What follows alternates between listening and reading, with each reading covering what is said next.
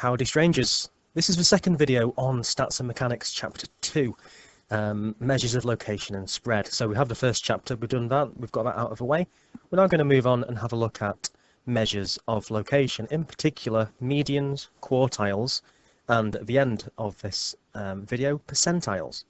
So all will make sense if you have faith and listen through the video. Before that, as ever, there are 4 warm-up questions for you to have a go at, so here they are.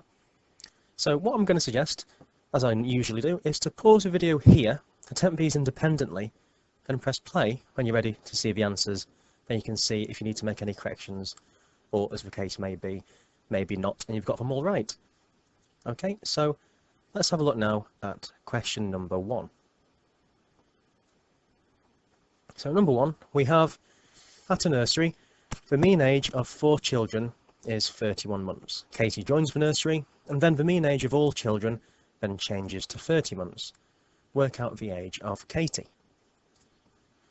Now for this one, we just need to remember the definition of the mean. So the mean is the total of values divided by the number of values. So if we have a look first of all at the mean of the 4 children, okay, so the mean age will be defined as the total of ages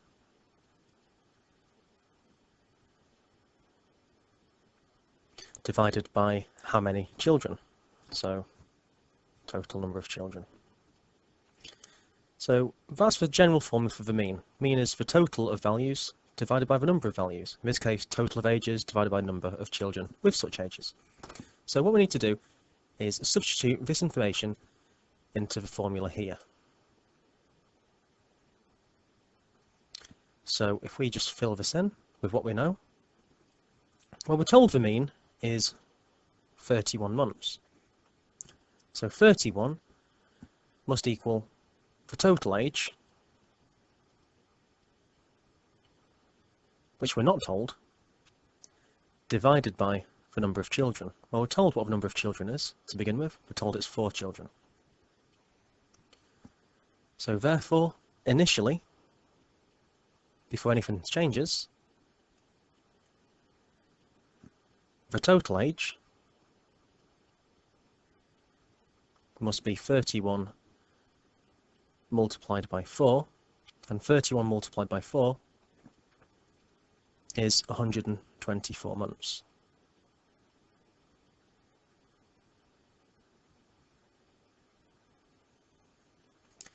Now, this happens again, where some other child comes in, Katie joins, the mean now changes to 30 with all 5 children.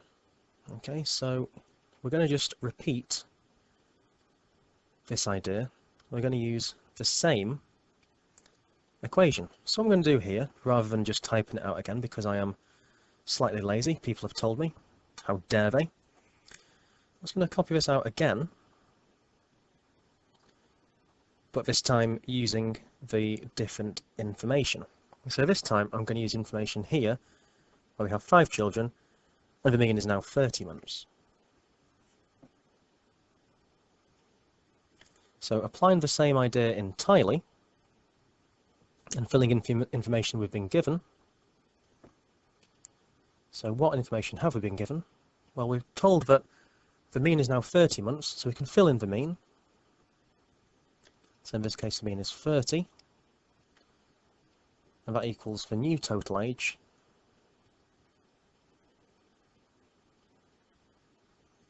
divided by the number of children. But now the number of children we've been told is 5.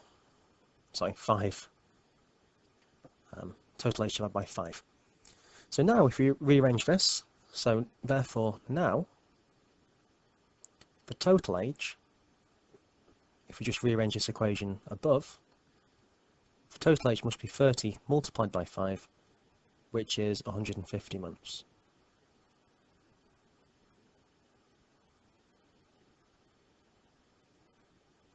So the total age has changed from 124 to 150, but the only change that's actually happened is that Katie's come along.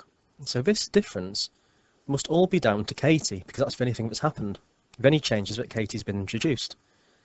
So therefore, Katie's age must be the difference between these two values.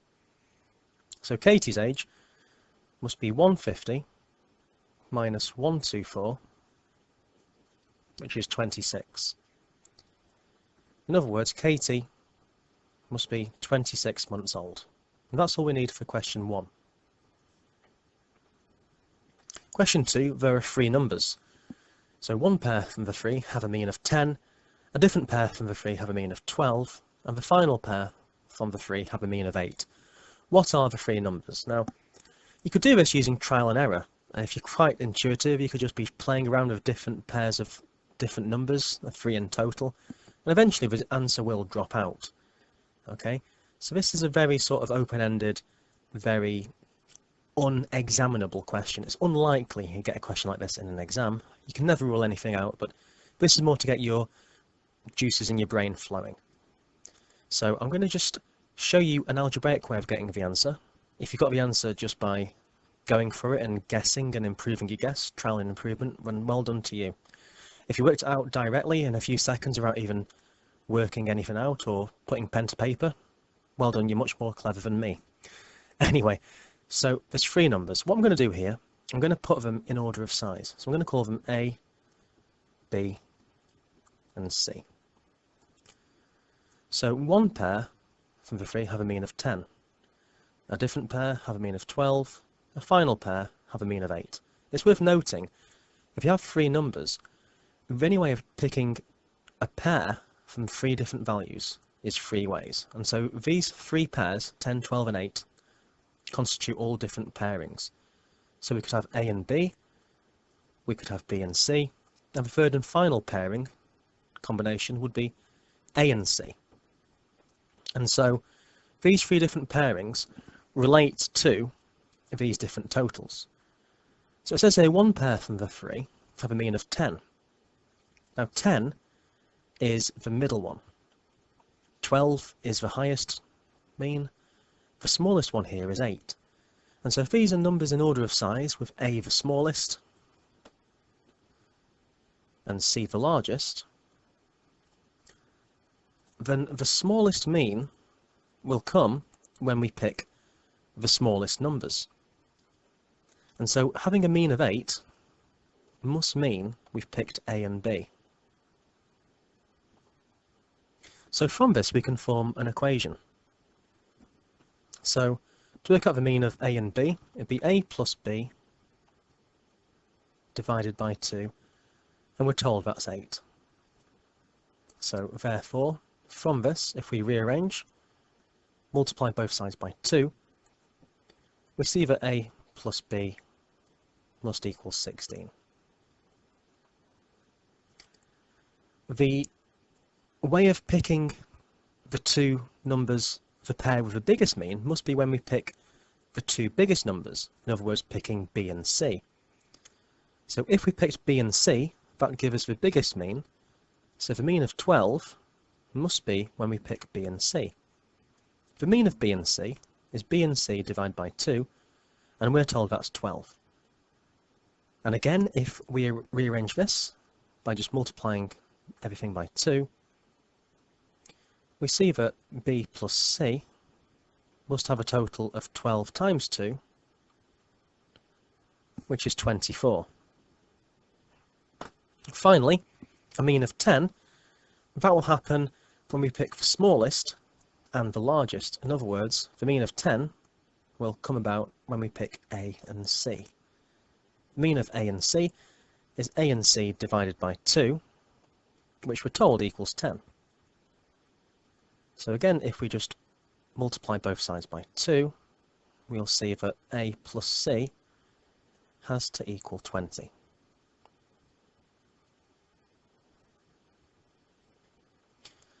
So now let's try to do some elimination. And so if I just call this one equation 1, this one equation 2, and this one equation 3, if I just pick on these first 2, if I were to do equation 2 minus equation 1, then B subtract B will cancel. C subtract A gives me C minus A, and 24 minus 16, that gives me 8. In the same way, if I were to do 3 minus 2, in fact, there's no need to do that, I'm just thinking out loud. What I can do here is just pick number 3, which is A plus C equals 20. Now if I add these two together, then the A's will cancel. C plus C gives me 2C. 20 plus 8 is 28. Therefore, we can notice that C would have to be 14. So now we know that C is 14, we can substitute this back into one of the starting equations.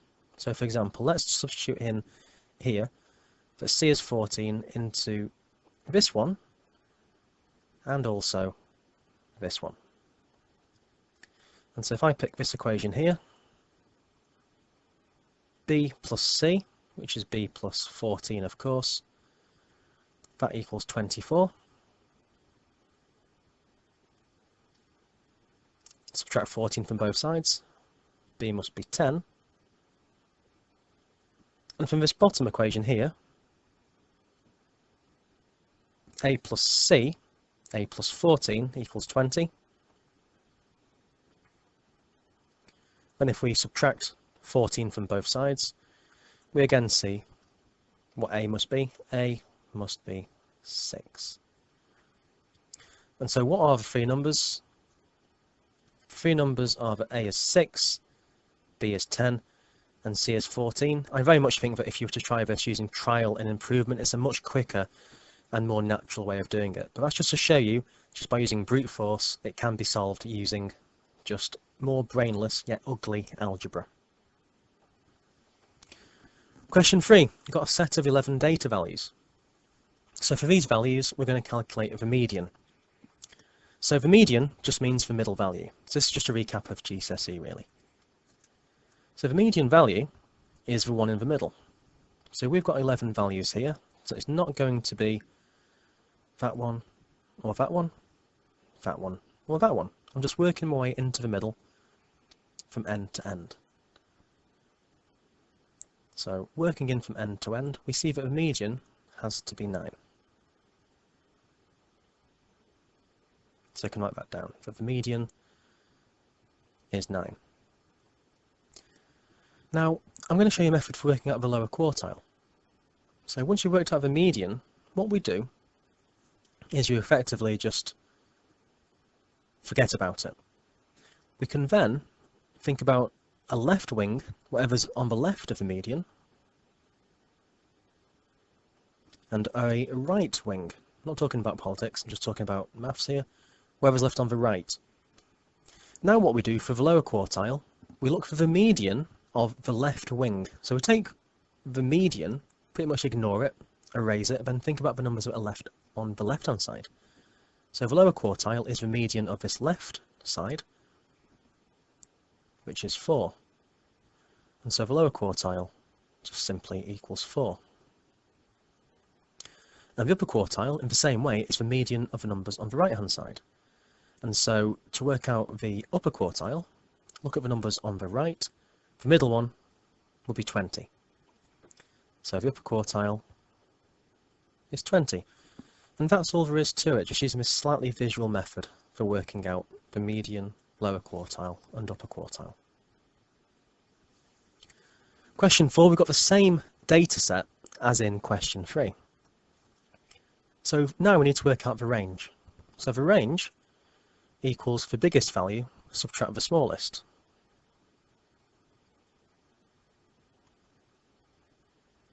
So the biggest value, I'm hoping you can see, is 32, for already in order of size. And we're going to subtract from that the smallest value, which is down here, which is just 2. So 32 subtract 2 is 30. If we now go back to question 3 for a second and work out what the interquartile range is, the interquartile range is the upper quartile minus the lower quartile. I'm just going to give you some notation here. There's a different way the upper quartile is written, which you may not have seen at GCSE. The upper quartile is given as Q3. The lower quartile, the first quartile, is Q1. And by the way, you can think of the median as being the second quartile, so the median is known as Q2. I'll mention this later on, but just to let you in to this knowledge in advance, that's what it means. Lower Q1, upper Q3, and median Q2. So the upper quartile, if I skip back to question 3 for a second, we saw that the upper was 20.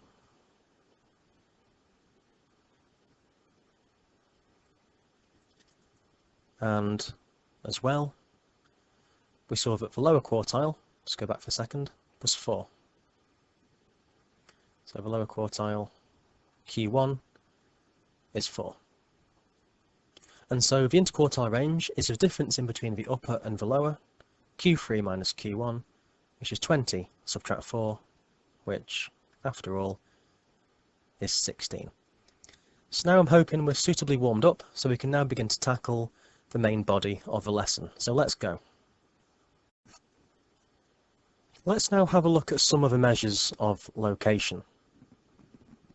So other measures of location, what could these be? Well, we know about the median. The median describes the middle of the data set. It splits the data into 2 equal halves.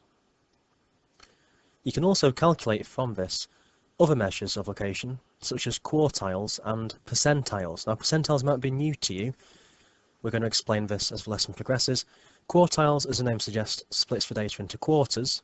Percentiles split the data into hundredths.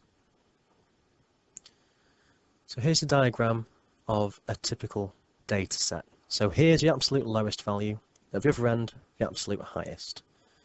Quartiles divide it into quarters, as you can see. Q1, Q2, and Q3. Q1, the lower quartile, is 1 quarter along. Q2, the median, is bang in the middle. The second quarter, 2 quarters equals a half, if you like. And Q3, the upper quartile, is 3 quarters of the way along. So another way of thinking about quarters is it's in 25% chunks, because 1 quarter, as a percentage, is 25%. So the first 25% of data lie between the lowest value in Q1. The next 25% are between Q1 and Q2. From Q2 to Q3, another 25%. And above the third quartile, above the upper quartile, is the final, highest 25% of all data. It's worth noting as well that between Q3 and Q1, the interquartile range is the middle 50% of data values. If you now look here at the percentiles, percentiles split the data into 100 parts. So for example, looking here, the 10th percentile lies 10 hundredths, which is 1/10 of the way through the data. Up here at the other end, for example, the 85th percentile would be 85 hundredths of the way through the data. So in other words, that would mean that 85% of the data values are less than the 85th percentile, and that 15% are therefore higher. So how do we calculate quartiles for discrete data? Well, there is a way of just working it out visually. Find the median, like I said, for one of the warm-up questions, find the median of the data to the left half of the median for Q1, and for the data higher than the median, find the middle of that, and that's your upper quartile. But there is a algorithm for finding this out with no doubt whatsoever. I'll also show you how to use your calculator to do this. So to find the lower quartile for n discrete data points, so for example children or something which is countable, we can do this. We divide the number of items in the data set by 4. We then ask if this is a whole number or not. If it is, we choose halfway between this data point and the one above. So for example, if n was 20, we do 20 divided by 4, which is 5. We then find halfway in between 5 and 6. So for 20 data values, the lower quartile would be halfway in between the 5th and the 6th. However, if n divided by 4 is not a whole number, we just round up from that data point and pick the one above. So for example, if n was 10, 10 divided by 4 would be 2.5, we'd round up to the third value, and then the quartile would be the lower quartile would be the third value. It's a very similar process for finding the upper quartile. So to find the upper quartile, which is 3/4 along, we find 3n over 4 instead of n over 4 for the lower quartile, and we ask the same questions. So is this a whole number? If it is, we're going to choose halfway between that data point and the one above. So using the example again of 20 data points, 3 times 20 over 4 would be 15, which is a whole number. So we'd choose halfway between the 15th and the 16th. So for 20 data values, the median would be the median of the 15th and 16th. It'd be the mean of the 15th and 16th by taking both of those together and dividing by 2. If, however, this happens to not be a whole number, then what we'd do is we'd round up and pick the data point above it. So for example, if n were 10, 3 times 10 divided by 4 is 7.5. You can't have a 7.5th data value, so you'd round up from 7.5 and pick the 8th one. So for 10 data values, the upper quartile would be the 8th. Now the interquartile range is just simply the difference between the upper and lower. It's the upper quartile subtract the lower, which you probably knew already. Let's have a look at a worked example now. So we've got the daily maximum gust in knots, gust in terms of wind speed this is. This is for the first 20 days of June 2015, recorded in Herne. The data is shown below. Again, just note, just to make things easier, this has already been put in order of size, from smallest speed to highest at the end data point. So find the median and quartiles for this data. So I'm going to show you manually, and then going to show you how to do this using the class whiz. So here, there are 20 data points. So to find Q1, we're going to do 20 divided by 4, which is 5. That's a whole number. So therefore, Q1 is going to be halfway between the 5th value and the one above it. So the 5th added to the 6th divided by 2. So the 5th value and the 6th value, 1, 2, 3, 4, 5, it's these two here. So 18 plus 18 divided by 2, we can think what's halfway between 18 and 18. That's going to be 18 itself. So Q1 is just 18 knots.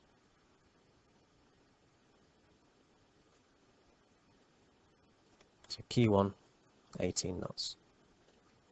Now Q2 is the median.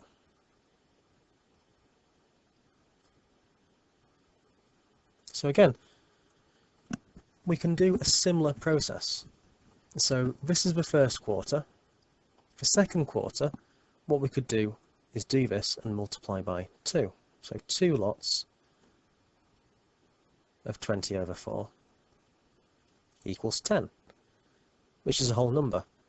So therefore the median, because 10 is a whole number, we pick that data point and the one above it and find halfway between those two. So it's halfway between the 10th and the 11th. So let's find these now. So 1, 2, 3, 4, 5, 6, 7, 8, 9, 10. So 22 and 23. So we're going to add together 22 and 23 and divide by 2. So that's going to give us 22.5 knots. Therefore, the median is just 22.5. Finally, the upper quartile, Q3. Q3 is 3n divided by 4. So it's 3 times 20 divided by 4. So 3 times 20 is 60, divided by 4 is 15. Now that's not to say the upper quartile is 15, it's to use this to work out what position the upper quartile is in. We've got 15, which is a whole number. Because 15 is a whole number, we therefore take the 15th and find halfway between the 15th and the 16th. So in other words, we do the average of the 15th and 16th data point. So 15th plus 16th one divided by 2. So let's find where the 15th is and the 16th is. So 1, 2, 3, 4, 5, 6, 7, 8, 9, 10, 11, 12, 13, 14 here. So we're going to add together 25 and 26.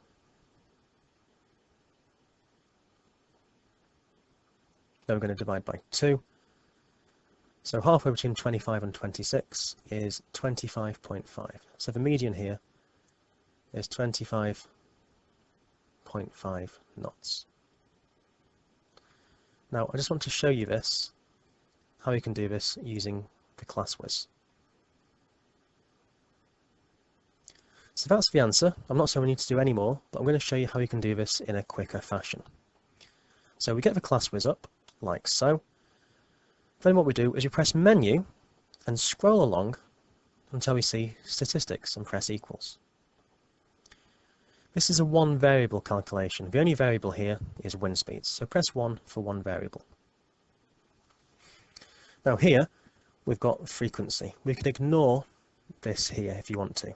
If this puts you off, and to let you know if you want frequency on in future or off, you can press Shift menu, scroll down until we get to statistics, press number 3, frequency, let's turn this off.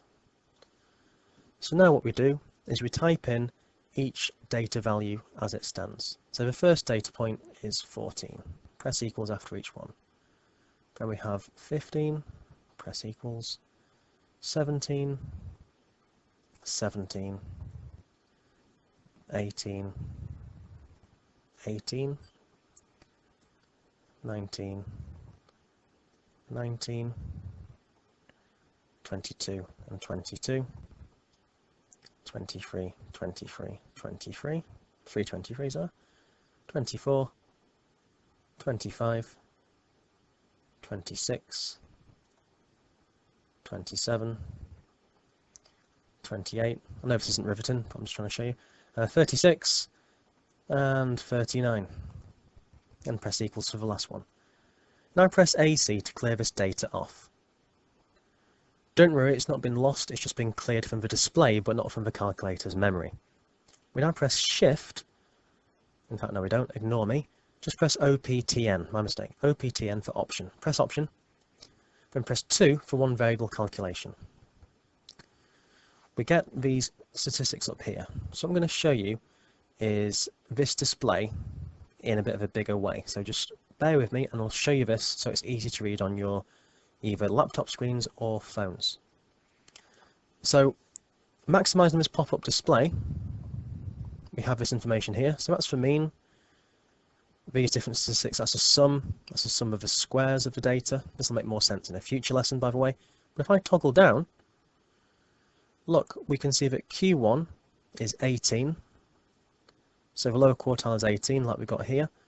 The median is 22.5, which we also got, and Q3 is 25.5. So this all can be done on the calculator, but as ever, I always believe it doesn't hurt to actually understand what the calculator's doing within inside its electronics, rather than just bashing numbers in without the understanding part. So bear in mind the calculator can save you a lot of time and can check your answers. So after the understanding, we can use the calculator with very little guilt. But I just want to show you here how we can arrive at this using the algorithm which I showed you previously for working out Q1, Q2 and Q3.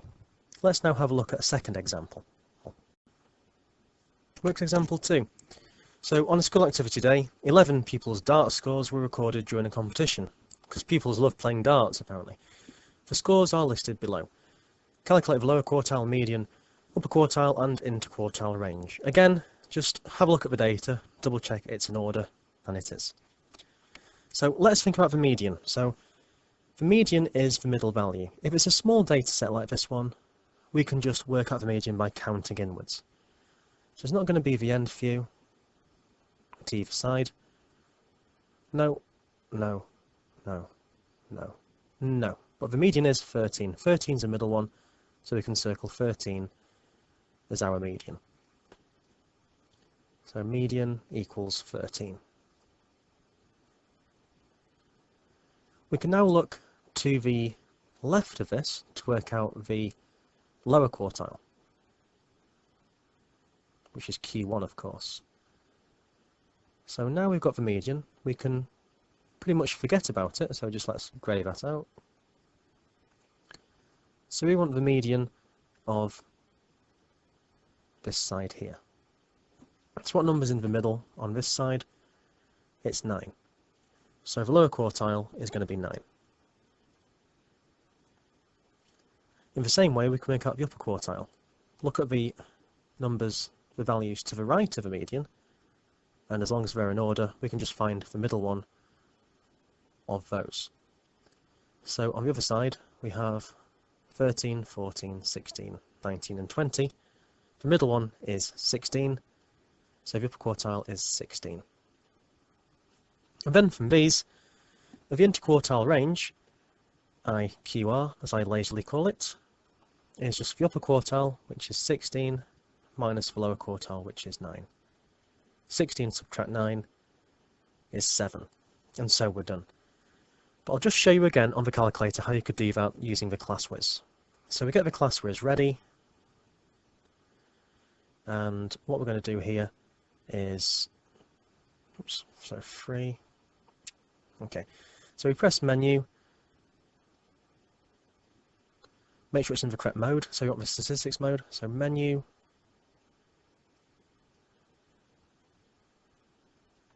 six for statistics, press equals, one variable calculation, so we're going to press 1, and then we press in the different values for x. So first one is 3 equals, and 4, 9, 11, not 111, that would have been bad, 12, 13, 13 again, 14, 16, 19, and finally 20. So we're going to press equals, then press AC to clear this all off, then press OPTN for option, one variable calculation. We have all these different values here. I'm just going to enlarge this so you can see it easier. Now if we toggle down by pressing this button here, we'll see these. So Q1, the lower quartile is 9, median is 13, and the upper quartile is 16. So that's what we had here, 13, 9, and 16.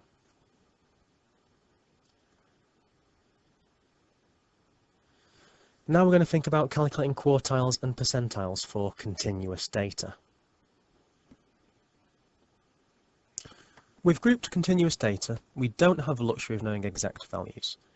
What we need to do, therefore, is to take estimates for quartiles and percentiles with continuous data using a process which is called interpolation. So we read inside of the data points we know. We don't read outside of the known data points. That's called extrapolation. So quartiles for n grouped continuous data values are given here. If you notice, we don't add 1 or round up. We just take the number of data values and divide by 4. So Q1 is n divided by 4. It's that numbered value. So the n divided by 4th value. So for example, if n was 100, the lower quartile wouldn't be 100 divided by 4, which is 25. The lower quartile would be the 25th value. The median, which is Q2, is 2 times n divided by 4. It's that numbered value, or n over 2. And the upper quartile is 3 times n divided by 4, and it's that number along, whatever number along that is, it's that value. So again, using the idea of n being 100, Q1 would be the 25th value, Q2 we go for the 50th, Q3 we go for the 75th. Now percentiles are slightly different, although linked. So if you have n grouped continuous data values, the x percentile is denoted by p subscript x. So the x percentile for n data values is x multiplied by n divided by 100. It's that position within the data set, so it's that value along. So for example, if you wanted the 35th percentile for 60 items, we'd do 60 times 35, because it's 35th percentile, and then divide by 100, and be that number value along. So 60 times 35 divided by 100 is 21, and so your 35th percentile will be the 21st value. Let's finish off with a worked example using this information and practicing this process of interpolation. So here we have a length of time to the nearest minute spent on the internet each day, evening, by a group of students in this table below. So different amounts of time spent on the internet, surfing on Facebook, or actually Facebook's quite old now, isn't it? I don't know. Spending the time on social media or shopping, whatever, and different frequencies here. And it's rounded to the nearest minute. And so a couple of people only spending half an hour, some people spending a bit longer, closer to 40 minutes up here. So what we need to do is find an estimate for the upper quartile. So first of all, we need to think about what the upper quartile is. So the upper quartile is Q3. So Q3, what we're going to do is we're going to do 3 quarters of the way along this data. So what we need to do here is work out the cumulative frequency. Okay, so, and this is important for using interpolation. So start with 0. So start down here before the data is counted. No data yet. 0 plus 2 is 2. 2 plus 25 is 27. 27 plus 30 is 57. And 57 plus 13 is 70. So the total of all data is 70. So the upper quartile is going to be 3 quarters of the way along. 1 quarter is the 70 values divided by 4. So it's the 3 times 70 divided by 4th value. So let's work out what this is. So 3 times 70 divided by 4.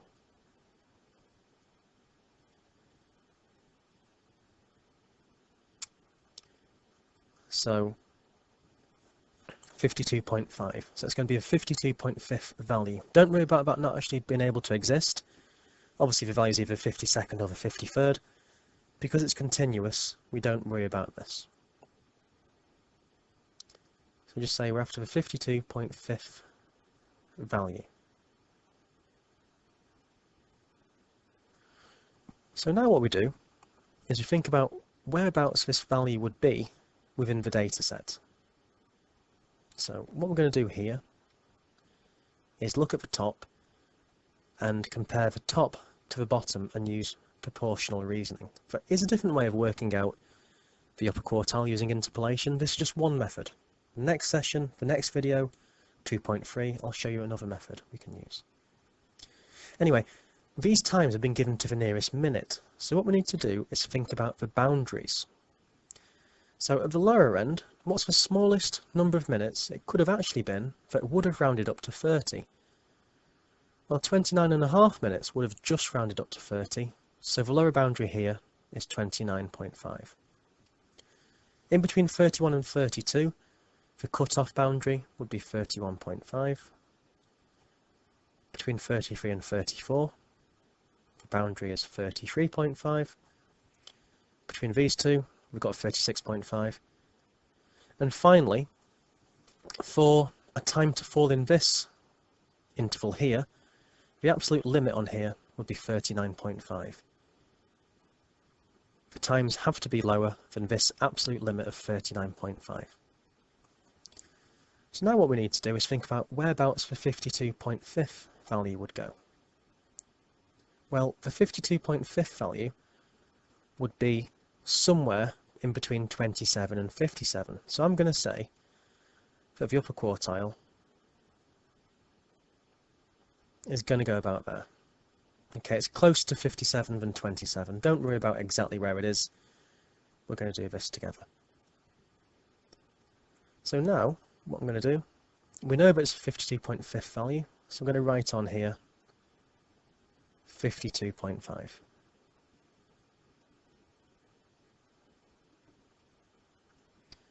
So because of that, we're going to compare the top numbers in red to the bottom numbers which are in blue. We're going to use proportional reasoning. Okay, so it's like scales of a ruler. So imagine this is in centimetres, the bottom's in inches, or whatever. So we're talking about fractions. So let's just have a look at this section here. So between 27 and 57, we've got 52.5. And 52.5, that is going to be the upper quartile. So we're going to just make a little note here and call that the actual value of Q3. So now, let's think about this proportionally. So from 27 to 52.5, that as a fraction of the full width is going to be the same as the fraction from 33.5 to Q3 as a fraction of the total width from 33.5 to 36.5. It's just using proportional reasoning. And so looking at this one here below, so from 52.5 to 27, so that compared to 27, think of this as a fraction of the total width along this interval from 57 to 27.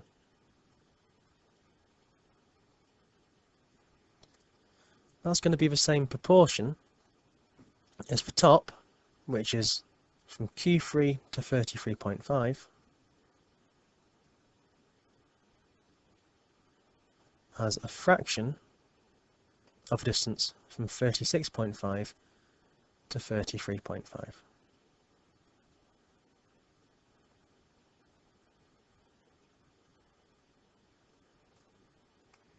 So all we're doing here is we're comparing this proportion to the top proportion and saying that they must be equivalent. So all we're going to do now is neaten this up and solve. So let's work out this bit over here. So using the calculator,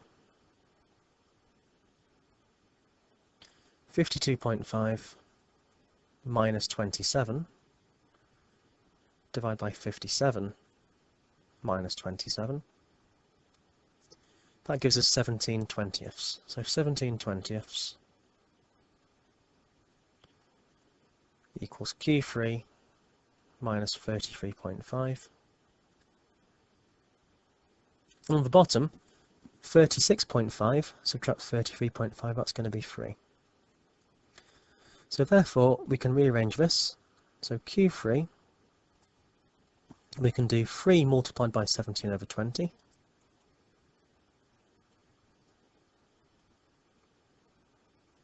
And plus 33.5.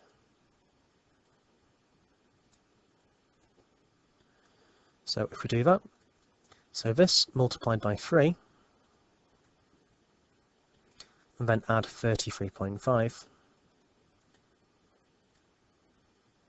we get 36.05. So the upper quartile we have as 36.05. Now we can find an estimate for the 10th percentile. Okay, so the 10th percentile, so what we need to do here is call that P10. So it's going to be 10% of these 70 values. So 10% of 70, you can use a calculator if you really want, that's going to be the 7th value. So now we're going to use a similar process as we used here to work out whereabouts the 7th value would fall. So first of all, let's think whereabouts the 7th one would be. So the 7th clearly is going to be in between 2 and 27. So the 7th value would be, doesn't really matter where you draw it, it's going to be about here. So let's call that 7. And at the top, let's just label in what this value 7 is. 7 is the 10th percentile, so I'm going to label here that that's P10. We're now going to use a similar proportional reasoning argument. And so what I'm going to say is, from 2 to 7, there's a fraction of the total width along this interval, which is from 2 all the way to 27. So from this 2 to 7, there's a fraction of from 2 all the way to 27 must be the same proportion as the distance of 31.5 to the 10th percentile as a fraction of the total way along this interval as we move from 31.5 to 33.5. So all I'm saying here is that this proportion on the bottom, that small bracket as a fraction of the big bracket, will be the same as what's on top, this small bracket as a fraction of this bigger bracket. So on the bottom, the small bracket is 7 take 2. The big bracket is from 27 to 2. This fraction, this proportion, must be the same as from P10 to 31.5, which is this small bracket's length from P10 to 31.5 as a fraction of the big bracket on top, which goes from 33.5 to 31.5.